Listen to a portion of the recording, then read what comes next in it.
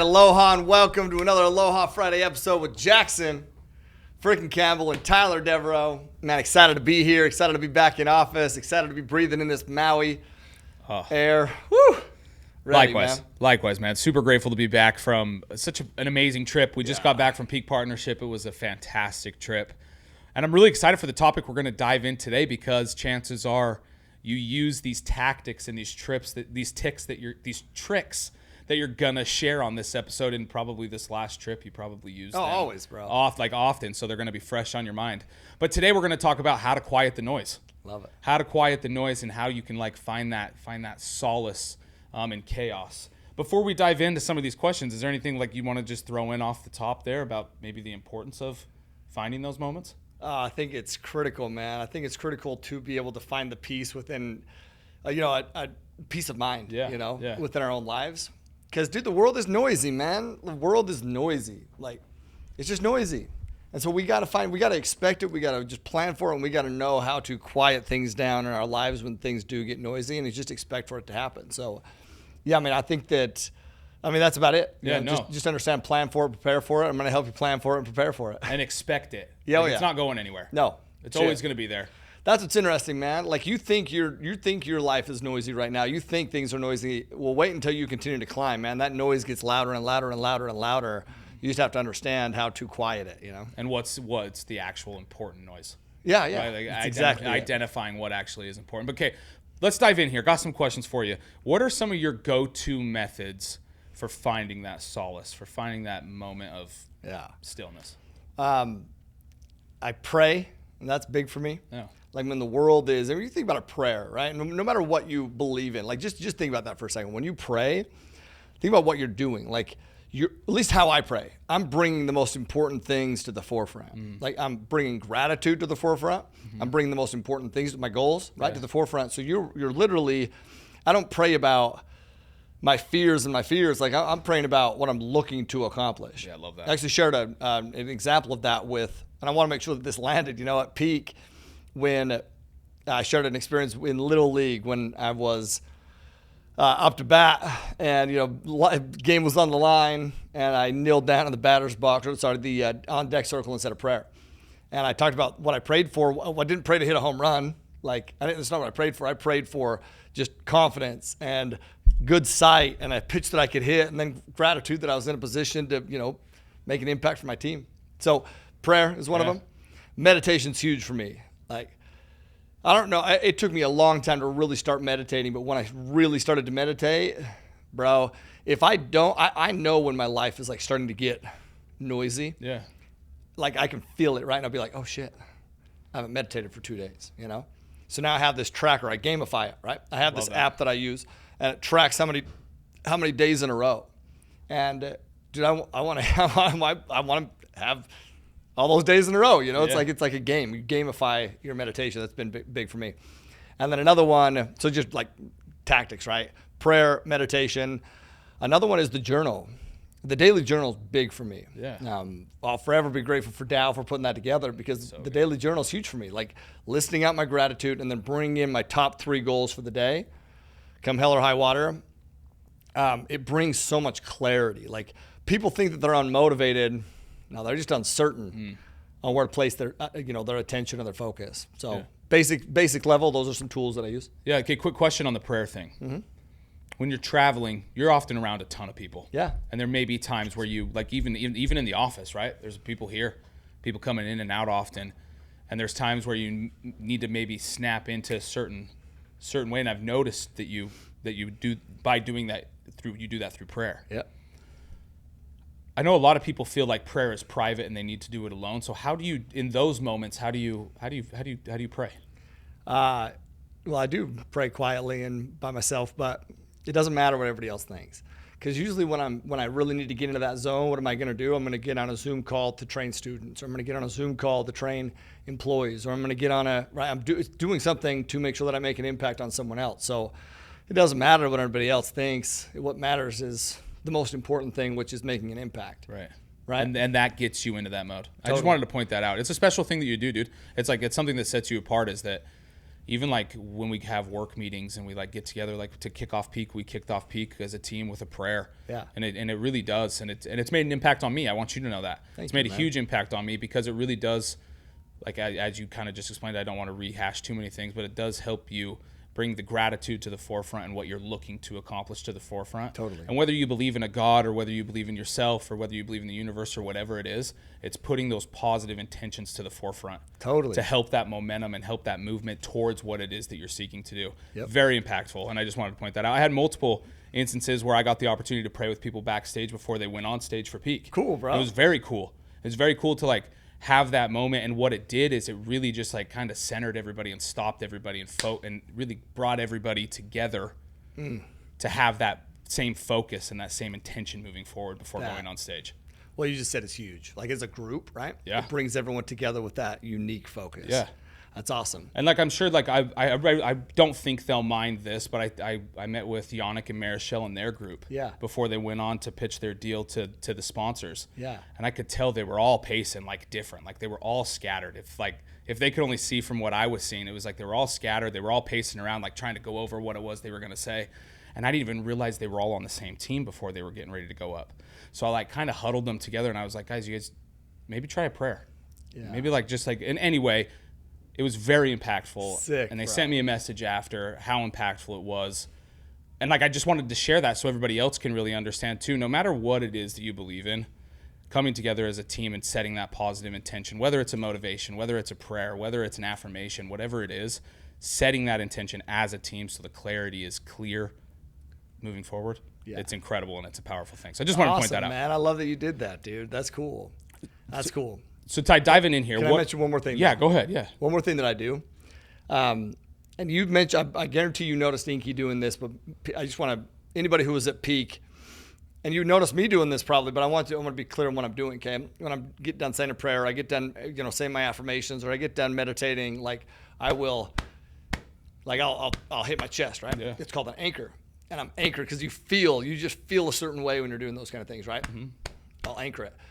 So you'll notice sometimes when I'm up on stage and I see the crowd, right? And they're all standing up and they're all cheering and they're clapping. What am I doing? Because I want to remember that. I want to anchor that. Like this sense of, this heightened sense of, I want to anchor that, right? Because that is powerful. It's very powerful. You saw Inky do it too. Yeah. Mark my words, you go back and review, you probably noticed anyway. Oh. Inky didn't hit his chest. He hit his leg. He hit his leg. Twice. Multiple times. And twice. He would always do it twice. That's his anchor. Yep.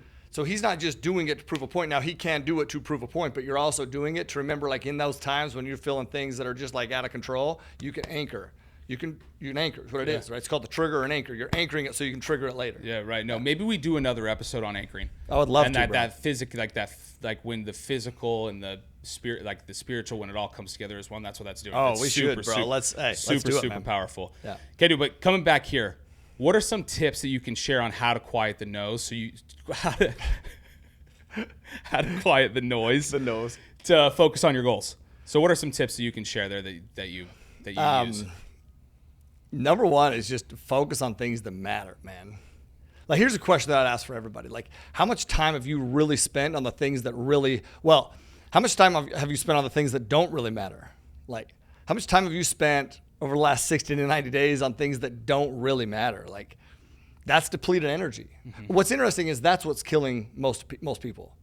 That's what's killing you the most, man. It's the distractions, right? Especially the things that you don't think are distractions. Like, so what do I do? So focus on the things that really matter. Like, I believe that we can only manage, like in business, right? I believe that no person should, I call it the 1 to 5 rule. No person should oversee more than 5 people. And in life, I believe that it's the exact same thing. In our lives, I believe that we should only oversee 1 to 5 major things, right? 1 to 5 major things. So what things really matter in your life, and have you defined them? I was talking to Zach Jones. Shout out to Zach Jones if you're watching this. He was talking to me, dude, he just had twins. Huge shout out to Zach Jones. Beautiful family. He's closed on his first deal, got the trophy across the stage, but I could tell like something was up on his energy. Yeah. And so I called it out to him. He's on stage, right? And I called him out to it at the luau.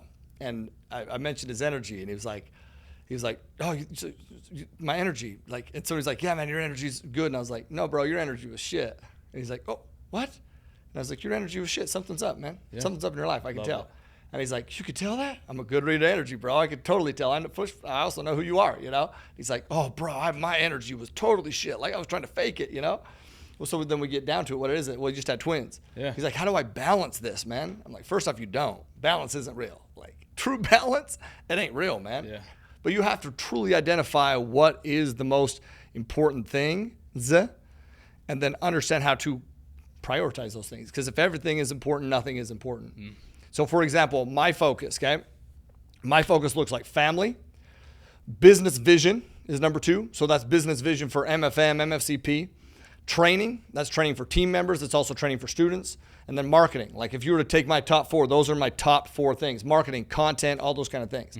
If you add another 5, well, I'd probably go into training, but events that I do. But those are my focuses. Think about all the other areas that happen. Yeah. Insurance, moving, rent.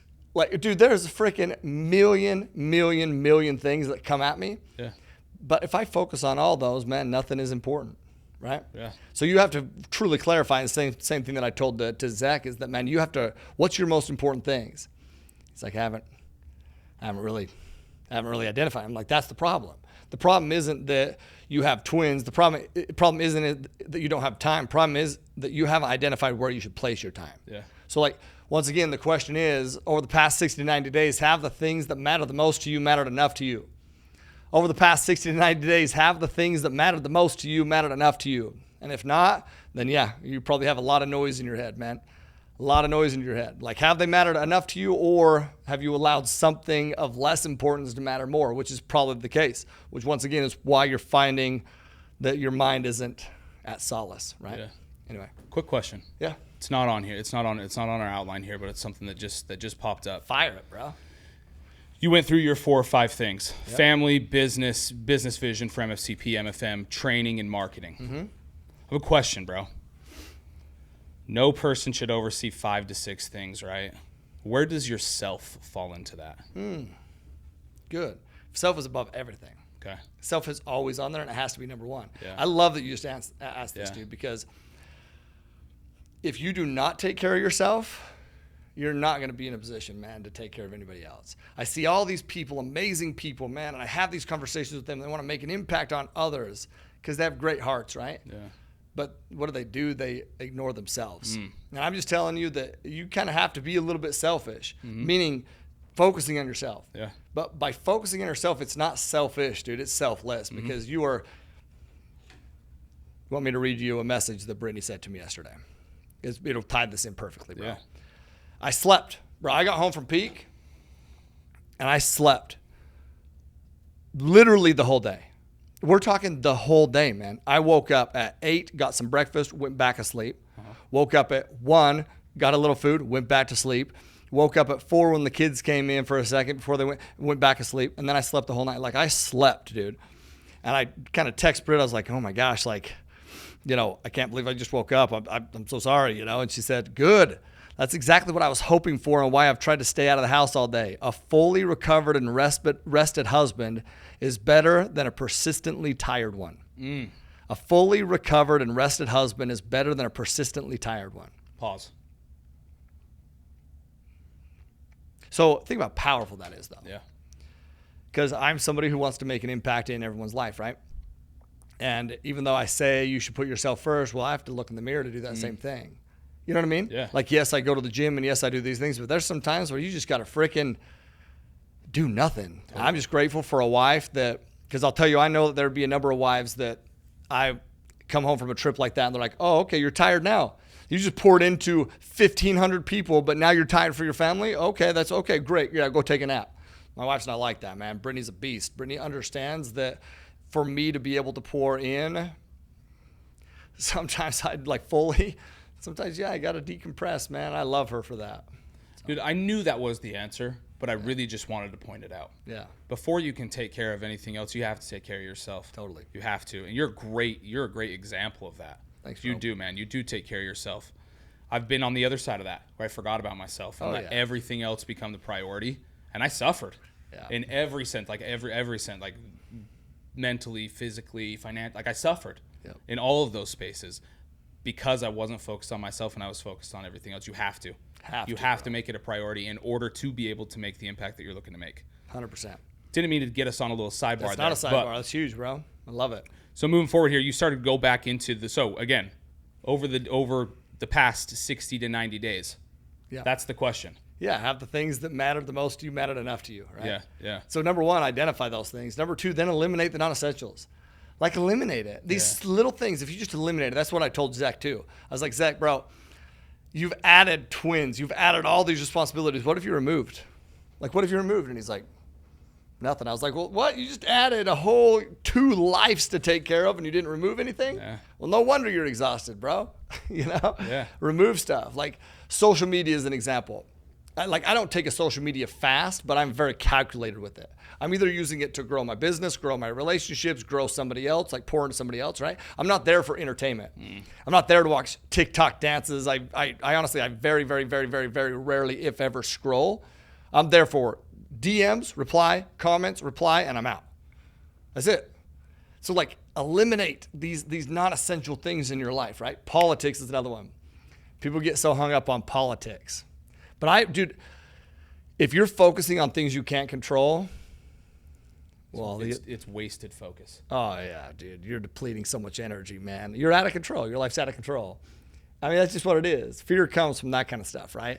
Anxiety comes from that kind of stuff. So, dude, if you can't, so politics, like you can't control anything there. I can't, either can you. You know, so it's like eliminate that shit. I'm just not thinking about it. You know, I'm not focusing on like, do you think that I just sit in here and talk about the recession and fear of a recession and what's going to happen? No, dude, I live my life. Like, in my opinion, anybody who's focusing on that, fearing about that, letting that hold them back, what a convenient excuse as to why you're not growing your business. Like, honestly, you got to grow up, man. Like, you can't focus on those things. Like, I'm focusing on improving my circle and my world, which will inevitably bleed into other people's worlds. Yeah. That's what we got to focus on, right? So eliminate the non-essentials, essentially. So, dude, a lot of times there's a lot of people that you just gave 2 really big things. Social media is a distraction and politics is a distraction.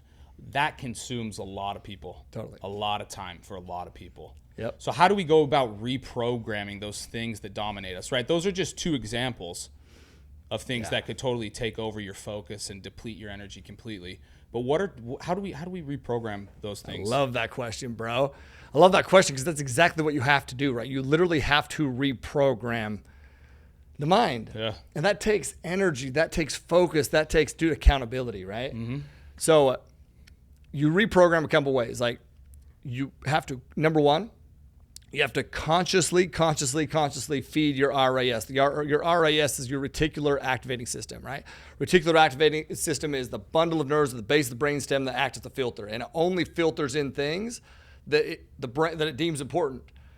Well, how does it determine what's important? Well, what you feed it regularly. So what are you feeding it, right? So you have to consciously feed your RAS things, people, resources, tools that are in line with your definite major purpose, that are in line with where you're looking to go. That's a way to reprogram. Like, at a basic level, there's only 2 things that you can control. You know, I was on a training call, a mentorship call with Ed Milet, and he mentioned that there's only 2 things you can control, which is your attitude and your activity, your actions, essentially. Your attitude and your actions. And if you look at it that simple, that's how you're reprogrammed, dude. Yeah. So your attitude is your outlook or optimism about something. It's your outlook or your optimism about something. Like, and I believe that way too many people, their attitude about their business it's circumstantial. You know what I mean? Like, if things are going good, 100%. If things are going good, it's butterflies and rainbows. Yeah, their attitude is freaking phenomenal. Yep. It's when something switches, when something happens, when something knocks them off course, that now their attitude shifts. Mm-hmm. Your attitude can't be circumstantial, especially about your business, especially about people too. Sometimes people's attitude towards people is circumstantial. My attitude towards people isn't circumstantial. Like, I love people. I believe in people. I believe that the far majority of people are amazing people. And if that is the attitude that you're putting out in the world, that is the energy that you will get back. 100%. Period. You've seen it time and time again. Oh, bro. I've seen it in your life a ton. I've seen it. Man, it's a powerful thing, man. It's a powerful thing. And you've also seen people go the opposite direction with it, where they get consumed by the negativity and what it does for them. Yeah. Spiral the other way. Yeah. You think, and you make that further. I think Emily talked about that at Peak. Yeah. You make that first step towards positivity, you're going to spiral upward. Yeah. You make that first step towards negativity, it's going to spiral downwards. So true. That's so good, dude. That's so good, dude. So be an optimist and feed your mind full of positive things. Feed your mind full of solutions. Like, I think that's one of my greatest strengths. I think it's one of your greatest strengths, dude. Thanks, dude. It is, dude. Yeah. Is that you're an optimist. Yeah, oh yeah. Like, you can see the bad, but you can still have this positive outlook about the bad. Yeah. Right? Totally. Like, you can see it. You're not blind to it. You can see it, but you can spin it and see the positive behind it. Yeah. That's a huge life hack. Like, and that hasn't always been the case for you. It hasn't always been the case for me. No. But it's definitely the case for us now, right? Because we've trained our RIS. We've reprogrammed our RIS. We have continued to feed things to our RIS, things, people, resources, tools, to reprogram the mind, man. Totally. And it's very, like, just to point out, thank you. I work really hard at that, to be positive and be an optimist. Yeah. A lot of people think you're just born an optimist, right? That you're just an optimist. That's just who you are. It's inside of you, and that's what it is. Sure. No, it's something that has to be worked on constantly. Yeah. And the minute you stop working on it, the optimism goes away. 100. It like doesn't like to hang out. It like doesn't like to hang out with those that don't give it attention. No. Like, you have to give optimism in all things, dude. Yeah. In all things. So no, I love that, dude. What else? What do you do? What else are some of those other things that we can do to, like, reprogram? I'm gonna hone in on that one more time. Yeah. One more thing though, because your attitude isn't necessarily just being negative or positive, right? It's about protecting beliefs. It's about protecting your beliefs, especially your beliefs that are serving. Like, way too many people protect their beliefs that aren't serving. But you have to protect your beliefs that are serving. For example, one of my favorite books is The Alchemist. I'm sure I talk about The Alchemist all the time. Good one. But one of the first examples of this is he sells all of his sheep, crosses over into Africa. He's going on pursuit of his definite major purpose. It's personal legend, right? All of his money gets stolen. And now it's perspective, right? And he has to determine, do I view myself as a poor victim of a thief or as an adventurer looking for my treasure? And a poor victim of a thief or adventurer looking for his treasure. Both of those are true outcomes, true perspectives. And valid. Very valid. Very valid. So what does he do, though? He determines to protect the belief that is serving. So first you have to, which one of these beliefs is serving? And you protect that, which is for that one, right? Which is that I'm an adventurer looking for his treasure. Yeah. You protect those beliefs that are serving. So, for example, I know that I'm going to succeed. Like, I know that I'm going to succeed no matter what I'm doing. Because that is a belief that I'm going to protect, because that's a belief that is serving. That's the belief I need to have. It's a belief I need to have. So no matter what floods in, right? When the noise floods in, the doubters say that I can't, a broker shoots me down, an investor, uncommits, a student thinks I'm an asshole, somebody quits. It doesn't matter, dude, because I'm going to find solutions, because that's what I fucking do. I find solutions. I find solutions in the midst of chaos. That's what I do. Yeah. That is a belief that I protect, because I know that belief is serving, right? So what are those beliefs in your life? What are those standards that you have that are serving? And then protect those at all costs, dude. For example, my belief on people. Yeah. I do not care if you could tell, and I give zero shits on if it is actually factually correct or not. In my world, it's correct. People are amazing. You could tell me, well, actually, Tyler, the statistics show that 60% of people are total assholes. Not my fucking world. Yeah. Not my world, dude. Yeah. In my world, it ain't it, dude. Why? Because I believe that what surrounds you is within you, right? Mm-hmm. I talk about that all the time. That's something I've learned from Ed Mindlet as well. What surrounds you is within you. So what's in me? Love, aloha, and belief in people. Right. So then what ends up happening? Love, aloha, belief in me and others, right? Yeah. Dude, I love how The Alchemist paints that, and I love how you just painted it too. That when things come our way, you get to decide. Totally. In that moment, like it's one of those, like, it's not overlooked, but maybe that moment you don't realize how much power you hold. Yes. So that's maybe what I wanted to point out, is in that moment where you get to, where like in The Alchemist, am I a victim of a thief, or am I a poor man looking for his treasure? He got to choose. He got to decide. It's one of my favorite things of ownership is in that moment. It's like one of the most powerful things of ownership. That's in that moment. You get to decide, but also that means you get to choose the consequences of that as well. Just let that sink. That's a huge actionable, bro. Like, you get to decide, period. You get to decide. Yeah, it's powerful. Bro, that point, like literally that point you just said is massive, bro. Because it is. No matter the circumstance, no matter the situation, you get to decide. Yeah. Like, people have to stop getting distracted on shit that doesn't matter. They have to decide, man. Like, dude, I'm having this conversation, and I won't name this name, but it's day one, dude. We're about to, day zero, right? The pre-networking event. And one of the first conversations as I come down the escalator is, man, I just don't know if there's any good deals out there, man. I'm looking at interest rates and I'm underwriting deals, and I just don't know if there's any good deals out there. Dude, if that is your belief, do you know what your RAS is going to do? Your RAS will feed you things, people, resources that will confirm that belief, because your RAS also feeds you things that you believe in. So if you believe that there's no good deals out there, dude, how in the shit do you build a business with that belief? How in the shit do you build a meaningful life with that belief? You don't. You don't. So what do you need to do? You need to feed your RAS with beliefs that are serving, man, because you decide. You decide. You decide. You decide. I fucking decide, right? Absolutely. Yeah. Absolutely, man. So powerful. It's a powerful principle that you hold so much more power than you realize you do. Totally, in those moments.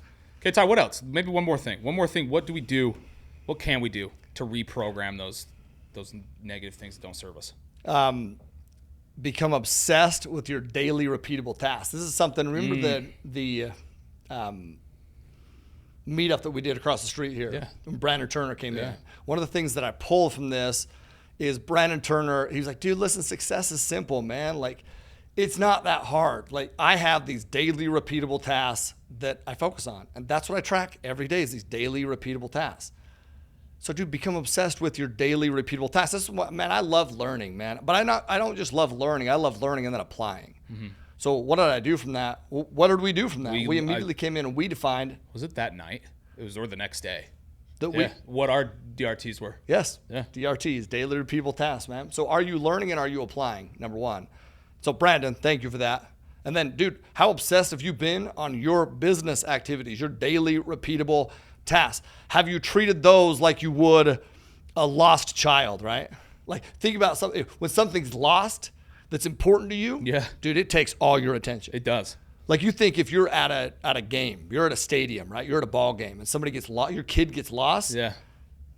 You quiet the noise very quickly. You have 1 million people around you, right? You have all these distractions, but what happens? You quiet that noise quickly. Why? Because you bring what is most important right in front of you. Totally. Where far too many people, man, bring the noise in front of them, and the most important things are the side, right? Yeah. You need to bring that most important thing in front of you. So how obsessed have you been on your business activities, your daily repeatable tasks? Have you treated those like a lost child, or have you treated those like you are a lost child? Yeah. Have you ever been lost, by the way? Yeah, I have. Real quick, but before we dive into this, dude, you said we either focus on what's important or we let the noise, or we focus on the noise. Mm-hmm. And use that. I just wanted to like finish that thought up, and use that as the excuse why this actually isn't that important. 100%.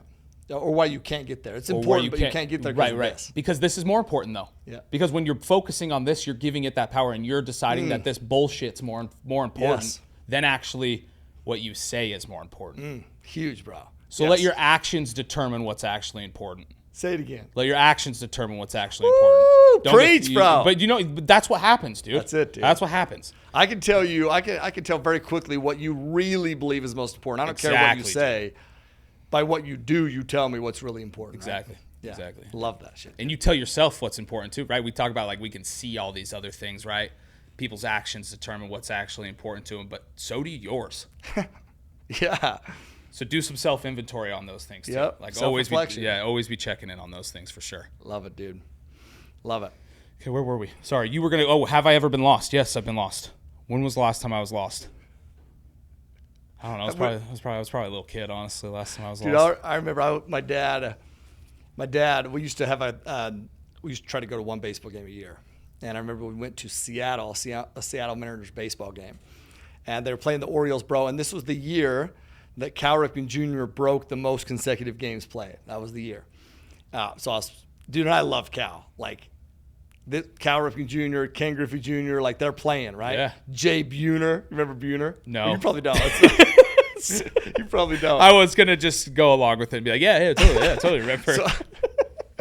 My dad goes to go get some treats. He's like, hey, stay in your seat.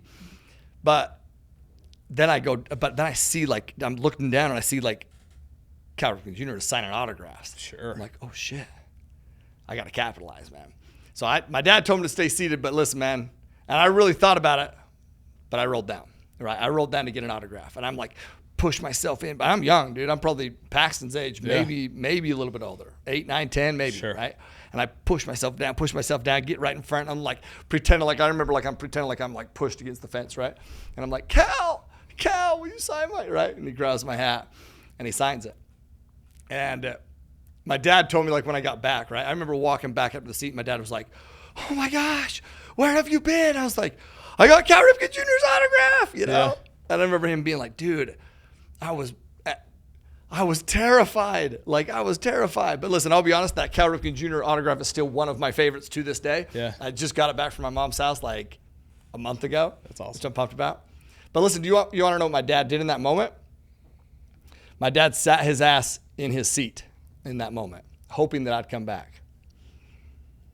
He didn't go looking for me. He didn't go searching for me. He sat his ass in his seat hoping that I'd come back. And that might seem funny, but how many of us are just sitting on our ass, hoping that business will just magically come to us? How much are just sitting there hoping that business will just magically come to us, hoping that the most important things will just come to the front? You think I'm just sitting there waiting around?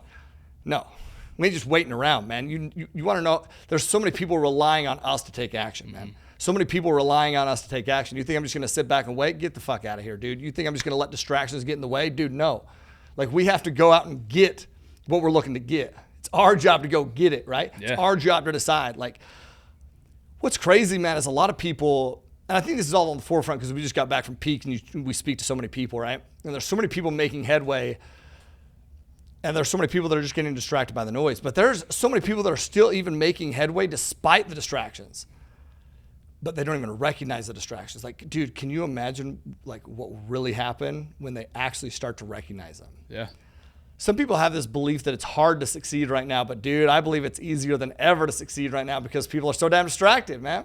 So what's your outlook, man? What's your outlook, and how's that affecting your actions? So good. So good. Ty, how do you deal with individuals in your circle that bring negativity and noise to your goals? Do you find it disrespectful? Do you what are your thoughts there? Do you know what I think is disrespectful? You allowing those people to consistently bring negativity and noise to your goals. Expand on that. Do you know anybody in my circle that brings negativity and noise to my goals? Not that I know of. No. Now, have they happened? Have they been there? Yeah. Sure. But dude, you purge anything in your life that's not serving. Yeah. You have to be able to purge anything in your life that's not serving. Now, listen, that could be people, certainly. And some of you are like, what? But what about family? Once again, man, if you don't take care of yourself, you'll never be able to take care of family. Yeah. You have to be, dude, in the beginning, you're trying to gain strength, man. Yeah. Like right now, somebody could come in my inner circle that brings negativity, that brings noise, and I can handle it a lot better than most people. Why? Because I've built up a layer of thick skin. Yeah. A layer, dude. And now it's my job to help them, right? But in the beginning, you got to help yourself. So, but what can you eliminate, dude? Conversations is an example. Both internal conversations that you're having with yourself and external conversations that you're having with others. Mm-hmm. How are they? Like if you truly pay attention to it, how are they? Yeah. Give you an example. We go to do an event in, oh my gosh, where was I? I think it was Denver, man. And I'm talking about this. I'm talking about conversations, negative conversations, and how we just hone in on negative little aspects and feed into it, and how we can't do it, right? Right. And then we walk in this ballroom that had been booked. It was definitely in Denver.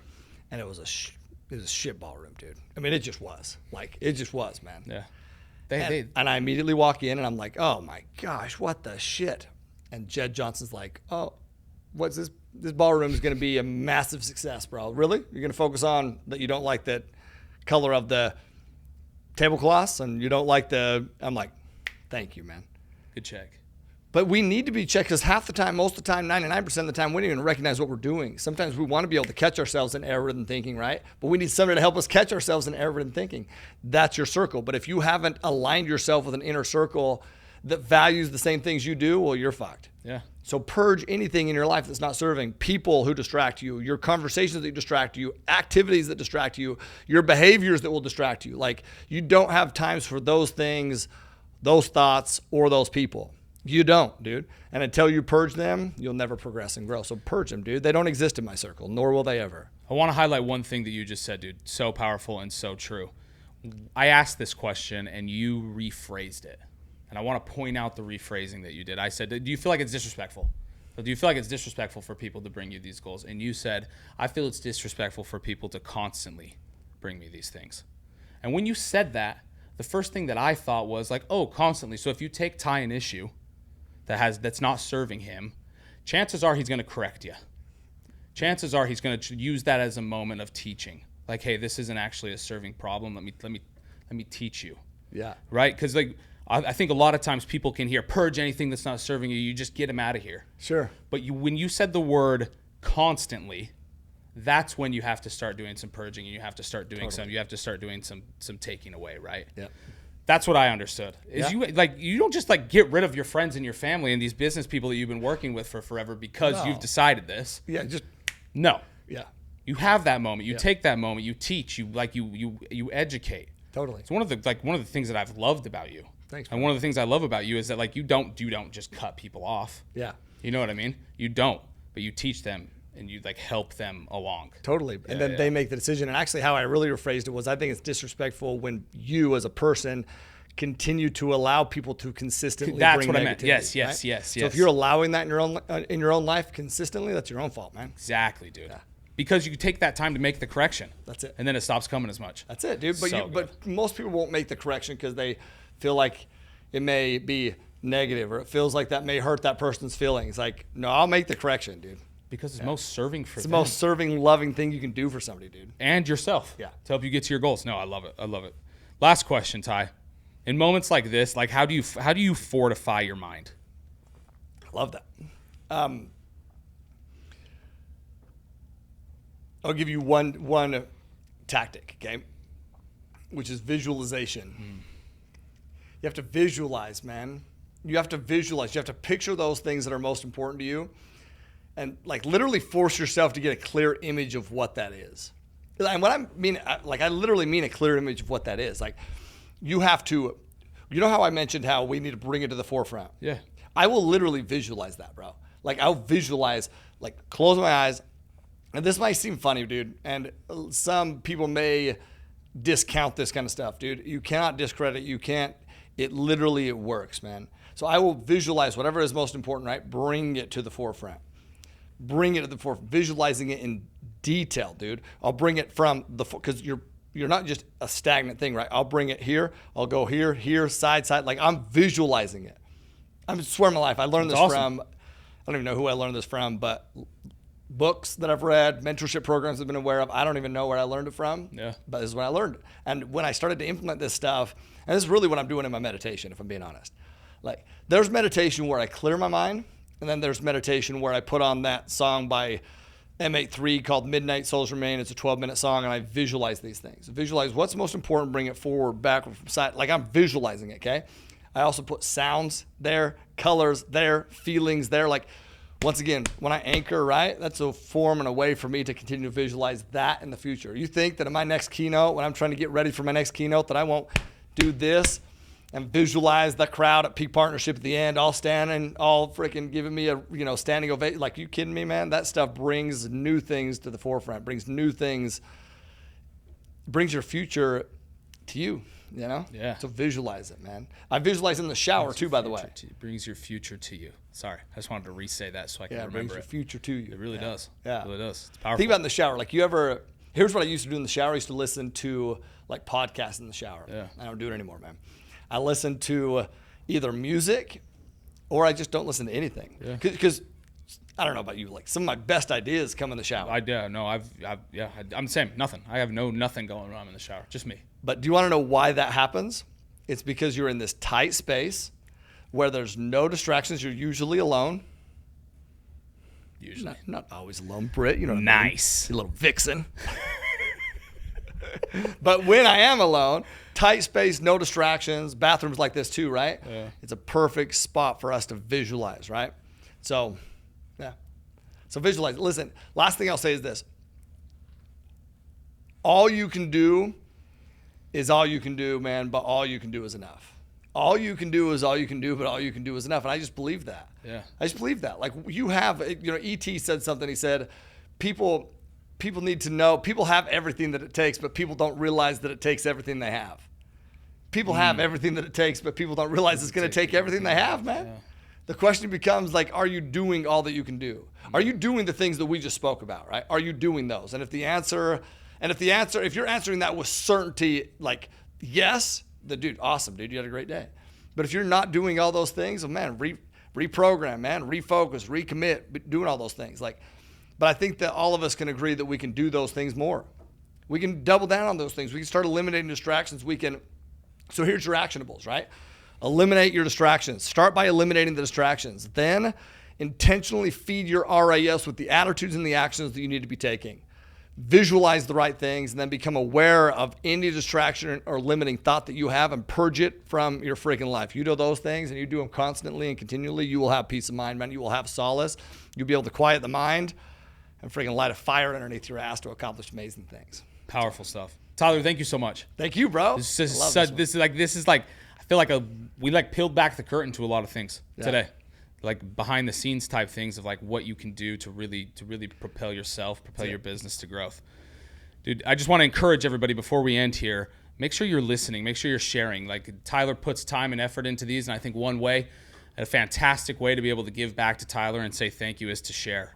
Is to share this. Leave us a rating and review so we can touch as many people as we can. Yeah, and then go put them to work. Yes, obviously. Go put these things. Yeah, that's going to be the most to you is learning these things and going to putting them to action. Ty, as we end here, a Hawaiian value for today. Yeah, it's malama. Okay. Malama. Tell them what malama means. Malama is to care for. It's to protect. To care for, to protect, to nurture, right? So malama means to focus on the needs and well-being of both the individual and of the whole. Sometimes you'll hear it with malama ka'aina, which means to care for the land. Mm-hmm. But man, we need to live this principle of malama in every aspect of our life. Every aspect of our lives. Like we find ourselves when we do that, like when we do live malama, when we truly care for ourselves, when we truly care for others, when we care for everything, well, then what happens? Like the most important things, right? Then what happens is we find ourselves. We find our purpose. We find meaning in our lives, and then we help other people do the same thing. So malama, dude, to care for, protect, and nurture the things that are most important in our lives.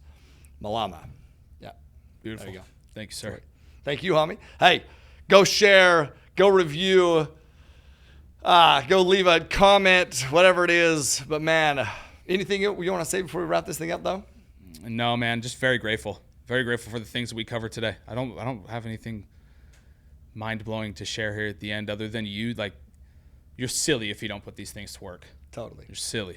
It's easy things that we can do, that we can change, and these small changes can make the biggest of differences. 110, dude. Yeah. Pick one of these things and apply it, man. Absolutely. And then live always with aloha. Peace.